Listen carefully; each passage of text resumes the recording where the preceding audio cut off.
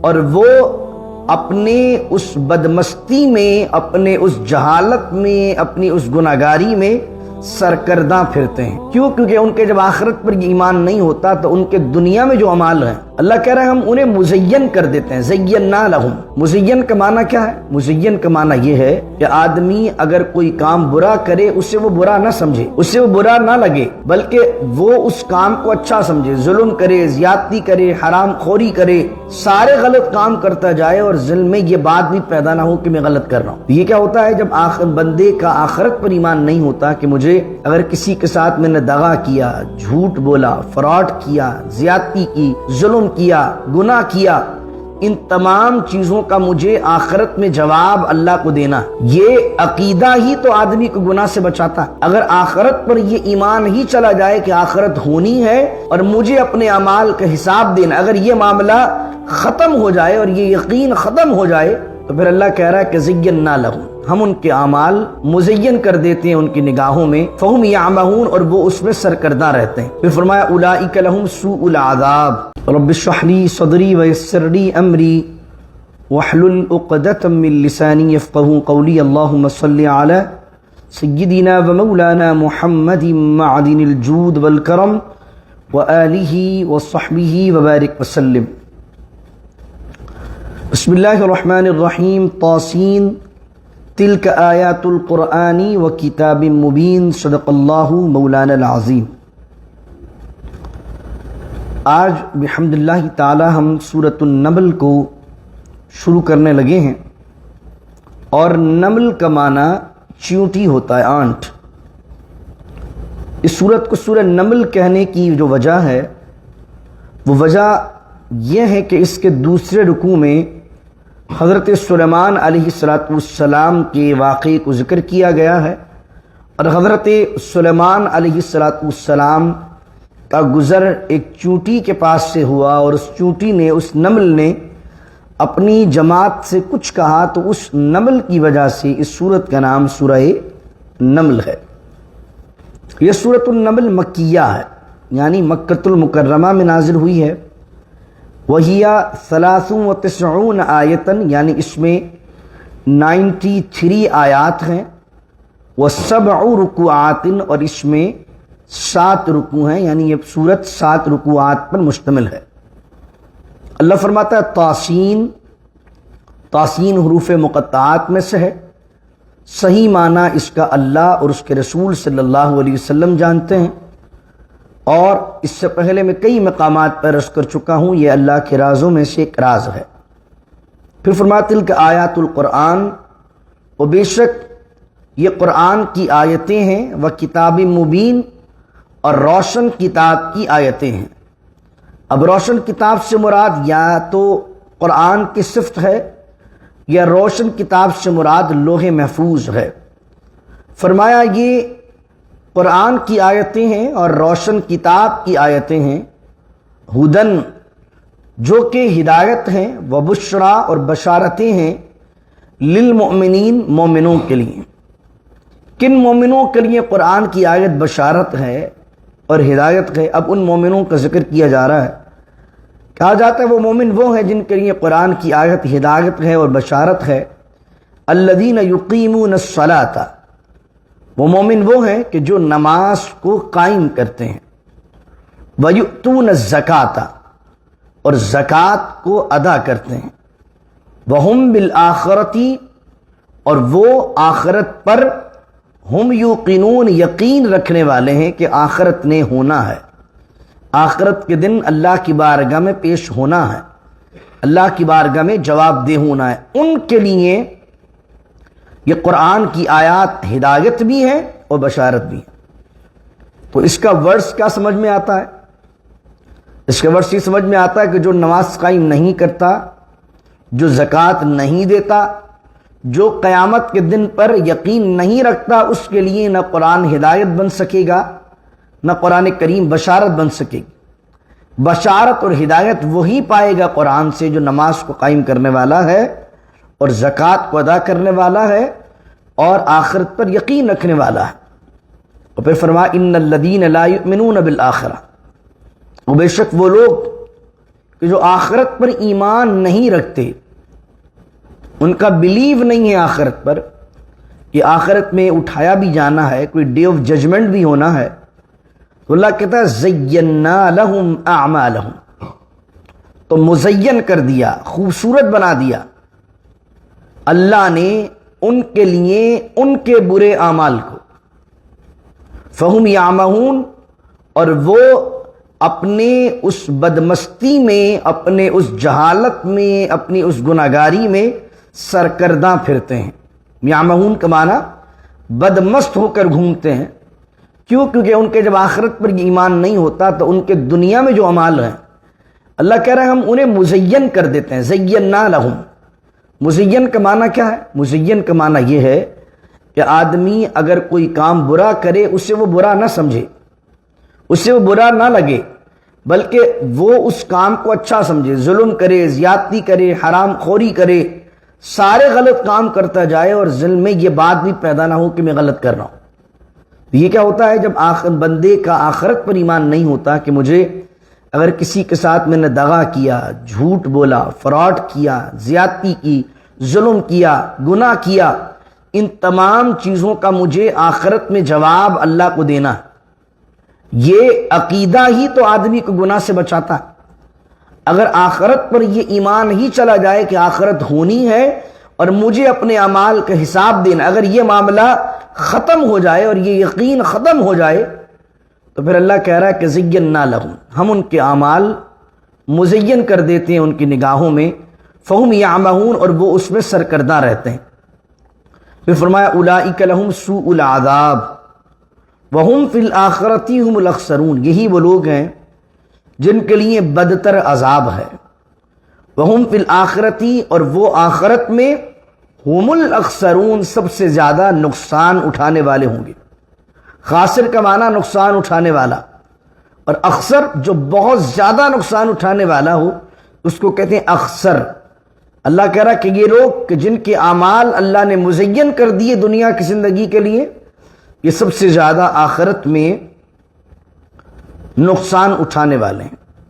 وَإِنَّكَ، اور بے شک اے حبیب، لَتُلَقَّ الْقُرْآنَ، اور بے شک اے حبیب، لَتُلَقَّ الْقُرْآنَ، بے شک آپ سکھائے گئے ہیں قرآن کو، مِن لَدُنْ حَکِیمٍ علیم، اس کے پاس سے جو حکمت والا ہے اور علیم علم والا ہے۔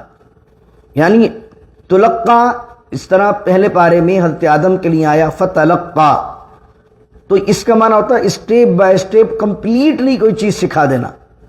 وَإِنَّكَ لَتُلَقَّ الْقُرْآنَ، اور اے حبیب آپ کو یہ قرآن سکھایا گیا ہے مِن لَدُنْ حَکِیمٍ علیم، اس اللہ کے پاس سے جو حکیم ہے، حکمت والا بھی ہے، علیم ہے اور علم والا بھی ہے۔ حضور علیہ السلام کا خاصہ یہ ہے کہ دنیا کے ہر شخص نے قرآن سیکھا ہے انسان سے، اور رسول اللہ نے قرآن سیکھا ہے اللہ عز و جل سے۔ اب یہاں پر جو پہلا واقعہ سورۃ النمل میں بیان ہوا ہے وہ حضرت موسیٰ علیہ السلام کا ذکر ہے، اور اس کے بعد سلیمان علیہ السلام کا ذکر ہے۔ ایک ذہن میں سوال پیدا ہوتا ہے، یہ موسیٰ علیہ السلام کا ذکر تو ابھی ہم نے سورۃ الشعراء میں بھی پڑھا ہے، اس سے پہلے سورہ طٰہٰ کے اندر بھی یہی واقعہ پڑھا ہے، تو حضرت سلیمان کا ذکر ڈائریکٹلی شروع کیوں نہیں کیا گیا؟ پہلے حضرت موسیٰ کی بات کیوں کی گئی؟ تو اس کی وجہ یہ ہے کہ سلیمان علیہ السلام کے پاس بھی طاقت تھی، مال تھا، دولت تھی، اور جس سے آپ کا مقابلہ تھا ملکہ سبا، جس کا واقعہ آپ سنیں گے اگلے دوسرے تیسرے رکوع میں، تو ملکہ سبا کے پاس بھی دولت تھی، مال تھا، سب کچھ تھا، اور ادھر فرعون کے پاس بھی مال تھا، دولت تھی، سب کچھ تھا۔ تو فرعون اور موسیٰ علیہ السلام کے واقعے میں یہ بتایا گیا کہ فرعون اپنی طاقت، اپنی بادشاہی، اپنے جاہ و جلال، اپنی مال کی وجہ سے تباہ و برباد ہوا، لیکن وہی مال اور اس سے بڑھ کر طاقت اور اس سے کئی بڑھ کر مال اللہ نے سلیمان علیہ السلام کو دیا، لیکن سلیمان علیہ السلام مال اور طاقت ہونے کے باوجود اللہ کے شاکروں میں رہے، شکر گزاروں میں رہے۔ ملکہ سبا طاقت ہونے کے بعد بھی لڑ سکتی تھی، لیکن اس نے ہدایت کے آگے سر جھکا دیا۔ تو یہ دونوں واقعات بیان کر کے مشرکین مکہ جنہیں اپنی طاقت پر، قبیلے کی سرداری پر اور دولت پر غرور تھا، انہیں بیان کیا گیا کہ دیکھو یہ دو انداز ہیں طاقت کے، ایک شخص ہے جو مال اور طاقت کو ابیوز کرتا ہے، اور ایک شخص ہے جو طاقت اور مال کو اللہ کی رضا کے لیے استعمال کرتا ہے۔ اس وجہ سے پہلے حضرت موسیٰ کا ذکر کیا گیا اور اس کے بعد حضرت سلیمان کا ذکر کیا گیا۔ تو آج ہم حضرت موسیٰ علیہ السلام کا ذکر سنیں گے اور پھر کل حضرت سلیمان علیہ السلام کے دوسرے رکوع میں ذکر آئے گا۔ یہ وہ واقعہ فیملیئر ہے جو ہم سورۃ طٰہٰ میں پڑھ چکے ہیں۔ اذ قال موسیٰ، اور جب کہا موسیٰ علیہ السلام نے، لأہلہ، اپنی بیوی سے، انی آنست نارا، بے شک میں محسوس کرتا ہوں آگ کو۔ یہ کس وقت کہا تھا آپ نے؟ سورۃ طٰہٰ میں تفصیل دے کر آیا ہوں آپ کو کہ جب آپ مدین سے حضرت شعیب کی بیٹی سے آپ کی شادی ہوئی، 10 سال کے قریب آپ نے مصر سے باہر گزارا، کیونکہ مصر میں ایک قبطی کو ایک غلطی کی وجہ سے آپ نے غیر ارادی طور پر ایک پنچ مارا تھا۔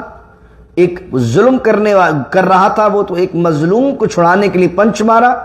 جب پنچ مارا تو قبطی مر گیا، فرعون کا آدمی، اور فرعون کا آدمی جب مر گیا تو حضرت موسیٰ علیہ السلام گھبرا کر مصر چھوڑ کر چلے گئے اور 10 سال تک مدین میں رہے، حضرت شعیب کی بکریاں چرائیں، پھر ان کی صاحبزادی سے نکاح ہوا، پھر اب ان کی صاحبزادی کو لے کر واپس یہ مصر کی طرف آ رہے تھے۔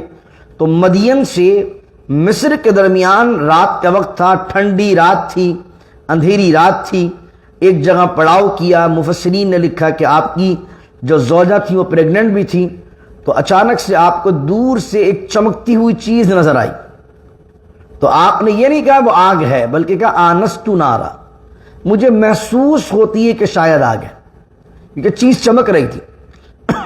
تو آپ نے اپنی بیوی کو بٹھایا اور بٹھا کر کہا تم یہاں بیٹھو، میں ہو کر آتا ہوں، دیکھتا ہوں کیا چیز ہے۔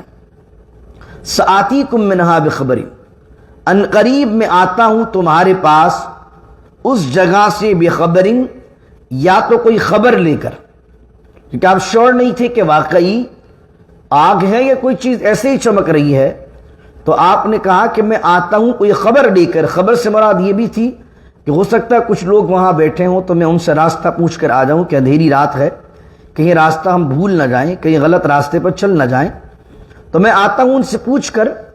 او آتیکم بشہاب قبس، یا میں آتا ہوں تمہارے پاس، شہاب کہتے ہیں شعلے کو، قبس کہتے ہیں جلتا ہوا، بھڑکتا ہوا شعلہ، یا میں آتا ہوں تمہارے پاس ایک بھڑکتا ہوا شعلہ لے کر کہ جس کی روشنی میں ہم بیٹھ سکیں، لعلکم تصطلون، اور تم اس کی تپش میں اپنی جسم کو تاپ سکو۔ تاپنا کس کو کہتے ہیں؟ تستلون کا معنی جیسے جو آگ ہوتی ہے ٹھنڈی راتوں کے اندر اس کی طرف آدمی قریب بیٹھ جاتا ہے، ہاتھوں کو جسم کو سیکتا ہے نا، اس کو کہتے ہیں تاپنا۔ تو میں اس شعلے کو، انگارے کو لے کر آتا ہوں، ہم اس سے روشنی بھی لیں گے اور تم اپنے جسم کو تاپ بھی سکو گی۔ فلما، بہرحال، جاءہا، جب آئے حضرت موسیٰ علیہ السلام اس کے پاس۔ کس کے پاس؟ وہ ہم نے سورۃ طٰہٰ میں پڑھا تھا، ایک درخت تھا، اس درخت کے پاس جب پہنچے جہاں پر روشنی آ رہی تھی، تو انبوری کا من فی النار، نودیا، تو ندا کی گئی ندا کی گئی انبوری کا، کہ برکت رکھ دی گئی ہے، من فی النار، جو اس آگ میں ہے، ومن حولہا، اور جو اس کے ارد گرد ہے۔ انبوری کا، بوری کا معنی برکت رکھ دی گئی ہے، کہ یہ جو آگ سے آواز آ رہی ہے، اچانک جیسے ہی پہنچے آپ تو وہاں پر سورہ طٰہٰ میں کیا تھا؟ انی انا ربک فاخلع نعلیک، بے شک میں تیرا رب ہوں، اپنی چپلوں کو اتار دو۔ جب اس وادی مقدس میں، وہاں پر لفظ کیا آیا تھا؟ انک بالوادی المقدس طویٰ، تم طویٰ کی مقدس وادی میں ہو، اپنی چپلوں کو اتار دو۔ اس درخت سے آواز آئی جس میں سے روشنی آ رہی تھی، انی انا اللہ رب العالمین، بے شک میں تمہارا رب ہوں جو تمام جہانوں کا پالنے والا ہوں۔ یہاں پر الگ الفاظ سے آیا کہ انبوری کا من فی النار، اس آگ میں برکت رکھ دی گئی ہے، اور ومن حولہا، اور جو اس کے ارد گرد ہے۔ ارد گرد سے مراد تو یہ کہ جو وادی تھی وہ وادی مقدس تھی، جس کو قرآن نے دوسری جگہ وادی مقدس کہاں؟ طوا کی وادی ہے، اللہ نے اس وادی میں برکت کو رکھا۔ من فی النار، اور آگ میں برکت ہے تو مراد معاذ اللہ یہ نہیں ہے کہ اللہ آگ میں تھا، بلکہ اللہ کے نور کی تجلی اس آگ میں تھی۔ پھر فرمایا وسبحان اللہ، اور پاک ہے اللہ رب العالمین جو تمام جہانوں کا پالنے والا ہے۔ سبحان پاک ہے، فوراً کیوں کہا کہ کسی کے ذہن میں یہ نہیں آئے کہ درخت میں یا آگ میں اللہ ہے، کہ اللہ تعالیٰ تو کسی جگہ میں محدود ہونے سے پاک ہے، تو سبحان اللہ، اللہ پاک ہے۔ رب العالمین، اور وہ تمام جہانوں کا پالنے والا، یعنی آگ میں اللہ کے نور کی تجلی تھی، اور اس کے اطراف میں اللہ کے نور کی وجہ سے وہ سارا علاقہ روشن ہو گیا تھا، اس لیے وہ وادی مقدس بن گئی۔ یا موسیٰ، اب اللہ نے آواز دی، یا موسیٰ، اے موسیٰ، انہو بے شک، انا اللہ، بے شک میں اللہ ہوں، العزیز، غالب ہوں، الحکیم، اور میں حکمت والا ہوں، وَأَلْقِ عَصَاكَ، اب یہاں تو ڈائریکٹ عصے کا ذکر آ گیا۔ وہاں پر کیا تھا سورۃ طٰہٰ کے اندر؟ اے موسیٰ تمہارے ہاتھ میں کیا ہے؟ اگر آپ کو یاد ہو تو پوچھا تھا اللہ نے، اے موسیٰ یہ تمہارے سیدھے ہاتھ میں کیا ہے؟ وہ جو سورۃ طٰہٰ میں ہم پڑھ کے آئے، تو اس واقعے کو جوڑ لیجیے۔ اور میں نے وہاں پر بیان کیا تھا سائیکولوجیکل حضرت موسیٰ علیہ السلام کے اس واقعے میں کیا ملتا ہے، کہ چونکہ حضرت موسیٰ نے دیکھا کہ آگ روشن ہے اور اچانک سے آواز آئی، تو حضرت موسیٰ علیہ السلام کا دل اچانک گھبرا گیا اور آپ کے حواس آؤٹ آف کنٹرول ہونے لگے، تو اللہ نے آپ کو کنٹرول، آپ کی جو سینسز تھے ان کو کنٹرول اور مینٹین کرنے کے لیے پوچھا، اے موسیٰ تمہارے سیدھے ہاتھ میں کیا ہے؟ اب آدمی اچانک سے حواس باختہ ہو جائے، اچانک سے آواز آنے لگے، روشنی نظر آنے لگے، ساری وہ چیزیں جو فرسٹ ٹائم ہو رہی ہیں، تو اچانک سے اس کو سمجھ نہیں آتا وہ کرے کیا۔ تو اس لیے سورۃ طٰہٰ میں کیا اللہ نے فوراً پوچھا ان کے مائنڈ کو ڈائیورٹ کرنے کے لیے، تاکہ گھبراہٹ اور بے چینی دور ہو اور ان کو پتہ چلے کہ ان کا سیدھا ہاتھ کون سا، الٹا ہاتھ کون سا۔ تو اللہ نے پوچھا اے موسیٰ تمہارے سیدھے ہاتھ میں کیا ہے؟ تو اب انہوں نے کیا کہا؟ انہوں نے کہا کہ اے اللہ یہ میرے سیدھے ہاتھ میں میرا عصا ہے، میں اس سے بکریاں چراتا ہوں، میں اس سے جھاڑیاں وغیرہ پر مارتا ہوں تو بکریوں کے لیے پتے گراتا ہوں۔ انہوں نے اپنے اس جو ہے وہ عصے کے کام بتایا کہ میں اس عصے سے کرتا کیا ہوں۔ وہاں پر یہ تھا، اور یہاں پر کیا ہے؟ ڈائریکٹلی کیا کہہ دیا؟ وَأَلْقِ عَصَاكَ، اپنے عصے کو ڈالو، القی مانے ڈالو، وَأَلْقِ عَصَاكَ اپنے عصے کو زمین پر ڈالو۔ موسیٰ علیہ السلام نے اس ساری واقعے کے بعد وَأَلْقِ عَصَاكَ اپنے عصے کو، جو ڈنڈی آپ کے ہاتھ میں تھی، آپ نے زمین پر ڈال دی۔ فَلَمَّا رَآهَا، تو بس حضرت موسیٰ علیہ السلام نے بہرحال دیکھا اس کو، کس کو دیکھا؟ ڈنڈی کو، اس اسٹک کو، اس اسٹاف کو۔ کیا دیکھا؟ تہتزو، تہتزو کا معنی وہ تو ہل رہی تھی۔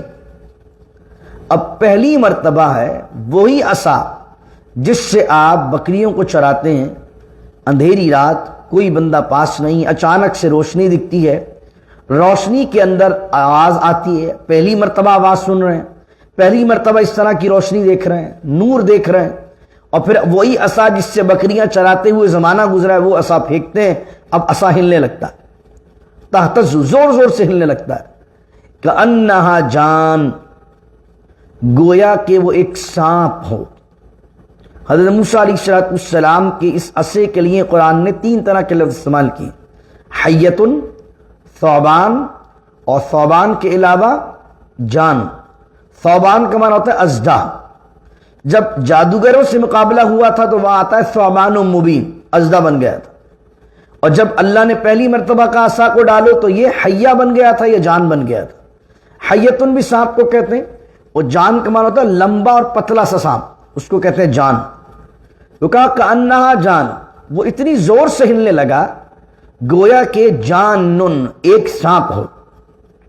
موسیٰ علیہ السلام نے جب یہ پہلی مرتبہ دیکھا تو واللہ کا معنی ہوتا منہ موڑنا، واللہ مدبرن، اور حضرت موسیٰ علیہ السلام نے منہ موڑا، مدبرن مانے پیٹ موڑی، یعنی پیٹ اور منہ موڑ کے حضرت موسیٰ بھاگے گھبرا کر۔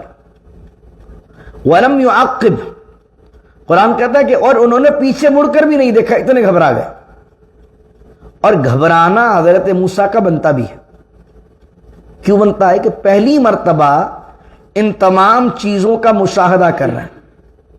اچھا اللہ یہ پریکٹیکل کیوں کروا رہا ہے؟ اس میں سوچیے، اس میں بھی ایک نشانی ہے اللہ کی. اللہ یہ بھی تو کہہ سکتا تھا کہ جاؤ موسیٰ یہ عصا ہے، جانا فرعون کے دربار میں ڈال دینا اور یہ کام کرے گا. اللہ نے پہلے پریکٹیکل کیوں کروایا؟ کہ جو گھبراہٹ ہے وہ ساری آج دور ہو جائے. اللہ کا نبی جب فرعون کے دربار میں پہنچے تو کانفیڈنٹ ہو. اگر اللہ صرف یہ کہہ دیتا اے موسیٰ جاؤ اور یہ عصا ہے تمہارا، جو عصا ہے جس سے تم بکریاں چراتے ہو نا، اس کو فرعون کے دربار میں ڈال دینا، بس عصا خود ہی کام کرے گا. اللہ نے یہ نہیں کروایا، اللہ نے پریکٹیکل کروایا. اے موسیٰ عصا ڈال کے دیکھو. اب حضرت موسیٰ علیہ السلام نے عصے کو ڈالا. یہ ہے کسی بندے کو کسی کام پر بھیجنے سے پہلے اس سے وہ کام کروا کے دیکھ لینا کہ آیا کہ اس کی جو گھبراہٹ ہے وہ دور ہو جائے اور کانفیڈنس آ جائے. اور یہی کام اللہ رب العزت نے نفسیاتی طور پر، سائیکولوجیکل طور پر حضرت موسیٰ سے کروایا کہ پہلے پریکٹیکل کروایا. تو حضرت موسیٰ کا جب پہلی مرتبہ پریکٹیکل ہوا تو ایک ساتھ اتنی ساری چیزیں سپر نیچرل ہو گئیں. سپر نیچرل کے سے وادی مقدس میں آنا، ایک آواز کا آنا جو دکھائی کچھ نہیں دے رہا، آواز آ رہی. تیسری چیز آگ کا دکھنا، لیکن جب قریب پہنچے تو آسمان تک نور. چوتھی چیز کیا ہے؟ عصا، اس کا پوچھنا یہ کیا ہے. پانچویں چیز یہ ہے کہ عصا کا سانپ بن جانا. اب یہ ساری چیزیں ایک ہی مومنٹ میں ایک ہی جگہ پر ہوئی تو حضرت موسیٰ علیہ السلام گھبرا گئے. واللہ مدبران، اور آپ نے اپنا منہ موڑا، پیٹ موڑی اور بھاگے. ولم یعقب، اور پیچھے مڑ کر نہیں دیکھا. تو اللہ رب العزت نے آواز دی، یا موسیٰ، اے موسیٰ، لا تخف، گھبراؤ نہیں، ڈرو نہیں، خوف نہ کرو. انی لا یخاف لدی المرسلون، اور بے شک میری بارگاہ کے اندر رسول خوف نہیں کرتے. میری بارگاہ ہے، میرے پاس میرے رسولوں کا کام خوف کرنے کا نہیں. یہ تو رسول تو بڑی شان والے، اللہ تو اپنے ولیوں کے لیے کہتا ہے الا ان اولیاء اللہ لا خوف علیہم ولا هم يحزنون. بے شک جو اللہ کے دوست ہوتے ہیں نہ انہیں خوف ہوتا ہے نہ غم ہوتا ہے. تو اللہ کہہ رہا ہے اے موسیٰ خوف نہ کیجئے، انی لا یخاف لدی المرسلون، اور بے شک میری بارگاہ میں رسول خوف نہیں کرتے. الا من ظلم، مگر جو ظلم کرے. ثم بدل حسنا، اور پھر بدل دے اس کو اچھائی سے، بعد سوء، ان برائی کرنے کے بعد. یعنی اگر کسی سے کوئی ظلم ہو گیا ہو، اگر کسی سے کوئی برائی ہو گئی ہو، تو اگر وہ برائی کرنے کے بعد توبہ کر لے اور اس توبہ کے ذریعے سے اس برائی کو اچھائی سے بدل دے، فإنی غفور الرحیم، تو بے شک میں بخشنے والا ہوں اور مہربان ہوں. اس آیت کا ایک تو معنی یہ بیان کیا گیا کہ یہ آیت مکمل پچھلی آیت سے الگ ایک آیت ہے، اور جنہوں نے مفسرین نے فرمایا کہ پچھلی آیت سے اس کا ربط ہے. موسیٰ علیہ السلام جو بھاگے، گھبرائے، اور گھبراہٹ جو پیدا ہوئی، تو اس کو جو جوڑتے اس آیت کے ساتھ وہ کہتے ہیں کہ حضرت موسیٰ علیہ السلام نے کیونکہ غیر ارادی طور پر ایک پنچ سے قبطی کو مار دیا تھا، تو آپ کو اس وجہ سے گھبراہٹ پیدا ہوئی کہ کہیں کوئی آفت مجھ پر اس وجہ سے نازل تو نہیں ہو رہی. حالانکہ وہ قتل جو ہے حضرت موسیٰ علیہ السلام کا ارادتاً نہیں تھا، اور وہ ظلمن بھی نہیں تھا. وہ تو ایک ظلم کرنے والے کو روکنے کے لیے تھا اور مظلوم کی مدد کرنے کے لیے تھا. لیکن اللہ فرما رہا الا من ظلم، جو اس آیت کو پچھلی آیت سے جوڑتے ہیں وہ یہ کہتے ہیں کہ حضرت موسیٰ علیہ السلام کو اللہ نے کہا گھبراؤ نہیں، بلکہ تم ایک جو چیز جو تم نے ارادتاً کی بھی نہیں ہے، تم اس پر اتنے شرمندہ ہو، تو ثم بدل حسنا، تمہاری شرمندگی جو ہے یہ تمہارا برائی کو اچھائی سے بدلنا ہے. اور فإنی غفور الرحیم، ہم بخشنے والے مہربان. اور جو آیت کو کہتے ہیں کہ پچھلی آیت سے ربط نہیں ہے، وہ کہتے ہیں ایک جنرلی اللہ نے بات فرمائی ہے کہ جو بندہ اگر ظلم کرنے کے بعد یا گناہ کرنے کے بعد توبہ کر لے اور اچھائیاں کرنا شروع کر دے تو اللہ تعالیٰ اس سے خوف کو دور کر دیتا.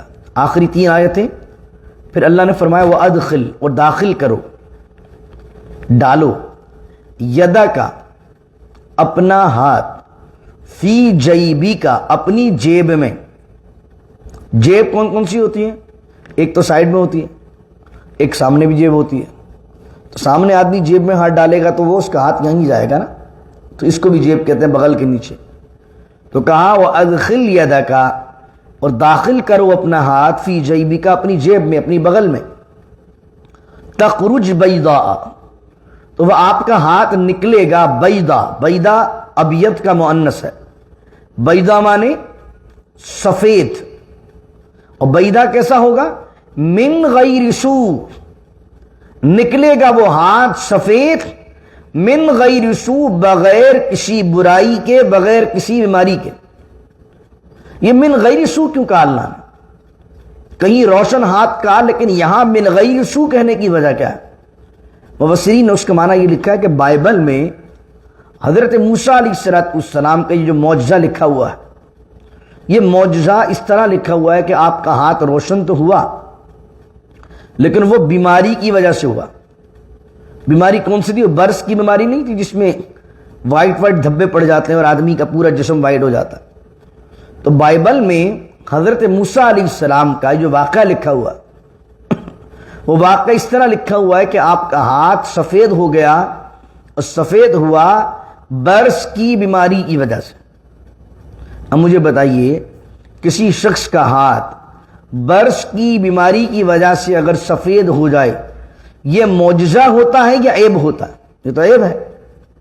اس میں کیا معجزہ ہے؟ اس میں کیا نشانی ہے؟ نشانی تو یہ ہے کہ ہاتھ اس طریقے سے روشن و منور ہو جائے کہ اندھیری رات میں حضرت موسیٰ بغل میں ہاتھ ڈالیں, اور ہاتھ ڈال کر جب نکالیں تو سارا علاقہ آپ کے ہاتھ کی روشنی سے منور ہو جائے. یہ معجزہ. تو اس لیے اللہ نے کہا بن غیر سوء, وہ کسی بیماری کی وجہ سے روشن نہیں ہوا, بلکہ بیضاء ایک روشن ہو گیا ہاتھ. فی 9 آیات, اور یہ 9 نشانیوں میں سے 2 نشانیاں اللہ نے بیان کی. 9 نشانیاں کون سی ہیں؟ سورہ اعراف میں ان 9 نشانیوں کا ذکر ہے. 9 معنی ہوتا ہے 9. فی 9 آیات, یہ جو عصا اور ید بیضاء روشن ہاتھ, یہ ہو گئی 2 نشانی. اللہ کہہ رہا ہے فی 9 آیات, یہ 2 نشانیاں ان 9 نشانیوں میں سے ہیں جو حضرت موسیٰ علیہ السلام کو ہم نے دی. وہ 9 نشانیاں کون سی ہیں؟ پہلی نشانی تو تھی لاٹھی جو اژدھا بن جاتی ہے. دوسری نشانی ہاتھ جو بغل سے سورج کی طرف چمکتا ہوا نکلتا تھا, یہ دوسری ہو گئی. تیسرا جادوگروں کو برسر عام شکست دینا, یہ تیسری. چوتھی حضرت موسیٰ کی پیشگی اعلان کے مطابق سارے ملک میں قحط کا پڑ جانا, یہ چوتھی ہو گئی. 5ویں طوفان. 6ٹھی ٹڈی دل کا عذاب. 7ویں تمام غلے کے ذخیروں میں سرسریاں اور انسان و حیوان سب میں جوئیں ہو جانا, یعنی لوگوں میں جوئیں, کھانے میں جوئیں ہو گئی ان کے. 8ویں مینڈکوں کا عذاب. اور 9ویں خون, یعنی پانی پیتے تو خون آتا. یہ 9 نشانی اللہ نے دی تھی. تو اللہ نے اس آیت میں فرمایا فی 9 آیات, کہ 9 نشانیوں میں سے 2 نشانیاں ہیں الی فرعون وقومی, جو اللہ نے دے کر فرعون اور اس کی قوم کی طرف بھیجا.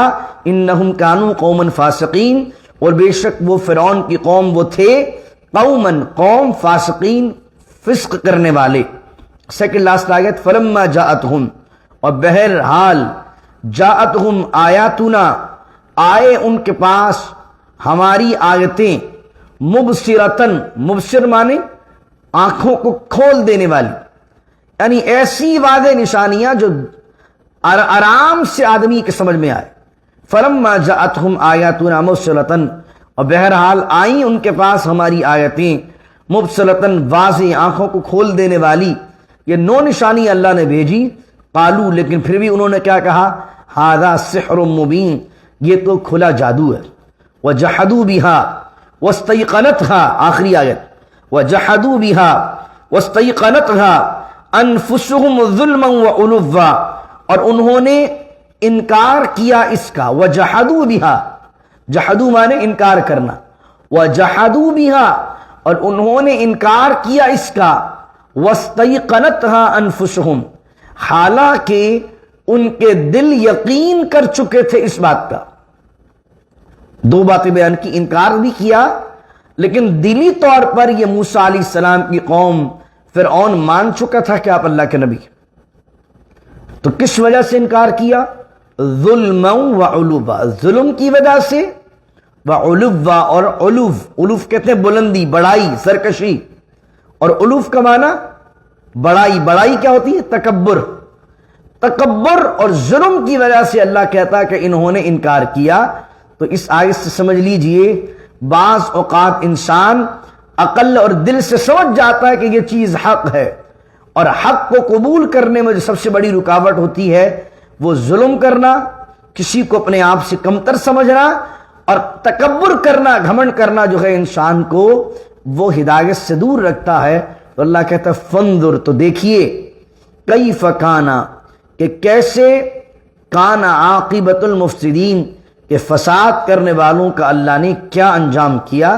یہ پہلا رکوع مکمل ہوا، اور 14 آیتیں بحمد اللہ تعالی آج ہم نے تلاوت کی، اور یہ پہلا واقعہ اس صورت میں حضرت موسیٰ علیہ السلام کا ذکر کیا، اور فرعون کے واقعے سے یہ سیکھ لیجئے کہ طاقت، ظلم، تکبر اور دولت انسان کا کیسا بیڑا غرق کرتی ہے۔ اور اس کے بعد کل انشاءاللہ واقعہ پڑھیں گے صدر سلیمان کا، کہ طاقت اور دولت، عزت، شہرت اور جنات پر حکومت ہونے کے باوجود بھی بندہ اگر چاہے تو اللہ کا شاکر رہ سکتا ہے، اللہ کا فرما بردار رہ سکتا ہے۔ تو اللہ تعالی ہمیں دولت سلیمان علیہ السلام اور ان جیسی شان، اور جیسے وہ شاکر رہے اپنے رب کی بارگاہ میں، ان کا متبع ہمیں بننا نصیب فرمائے۔ بسم اللہ الرحمن الرحیم، الحمدللہ رب العالمین، الصلاۃ والسلام علی اشرف الانبیاء والمرسلین، ربنا ظلمنا انفسنا وان لم تغفر لنا وترحمنا لنكونن من الخاسرین، وصلی اللہ تعالی علی خیر خلقہ محمد وعلی آلہ وصحبہ اجمعین برحمتک یا ارحم الراحمین، لا الہ الا اللہ محمد رسول اللہ صلی اللہ علیہ وسلم۔